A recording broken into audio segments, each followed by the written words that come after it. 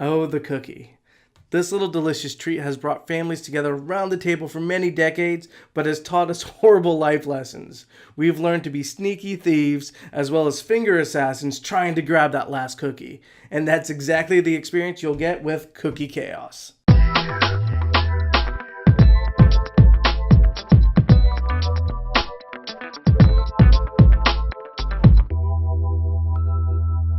Cookie Chaos is a 2 to 4 player tile laying puzzle game for players 7 and up. To win the game, you have to have the most cookies by the time the last tile is drawn and be crowned the Cookie King. The game is played where players will take turns drawing a tile from the cookie jar and placing it into the puzzle. Anytime a player matches a cookie, they get to take that cookie from the cookie tray and put it into their personal supply. If a player happens to match 2 cookies with 1 tile, they get to not only take a cookie from the tray, but also from an opposing player. And in the rare case where you connect 3 cookies, you get to steal from a second player. And if you're the player that matches 3 cookies in the same row, oh no, sugar rush and another turn is yours. There are 4 specialty tiles within the game that give special effects. Going over the last connection, we see the player connected an oven mitt to another cookie. If they make a connection when they play it, they get to move the oven mitt of another player. This opens up that cookie type to be stolen. Next is the rolling pin. If you ever connect a cookie to a rolling pin tile, you get to choose one opponent and steal half of their cookies rounded up. But watch out, players, for the burning oven. Anytime any cookie half is connected to the burning oven, all players lose cookies of that cookie type.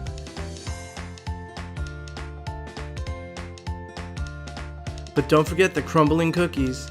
Anytime you complete a crumbling cookie, you choose one opponent and they lose all of that cookie type. So why should you consider backing Cookie Chaos? Well, number one, this is a family-friendly game.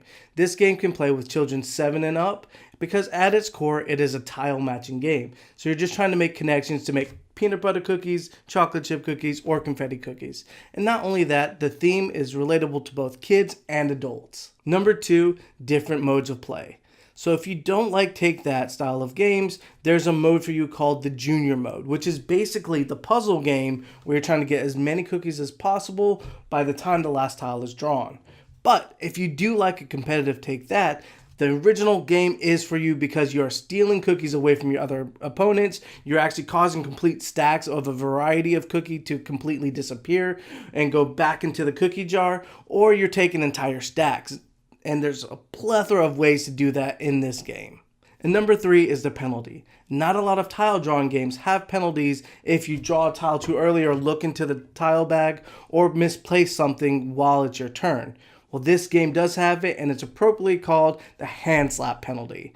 What happens is when you accidentally draw too early or look into the container or put a cookie into its wrong stack, you actually get either a loss of turn or you lose a cookie. And if you can't lose a cookie, you immediately lose a turn on your next go around. But you can do it like me and my friends played it, where we actually slapped each other's hands, which caused quite a few whelps and made it a little bit more enjoyable. Well, if you like what you see here, please make sure to check out Cookie Chaos on Kickstarter in May, as well as make sure to check out Board Game Revolution's community page for our live streams, our interviews, and go to our YouTube channel to check out content from Tony, Helena, and Jeremy. Well, you guys have a great night, and I'm going to go enjoy some cookies.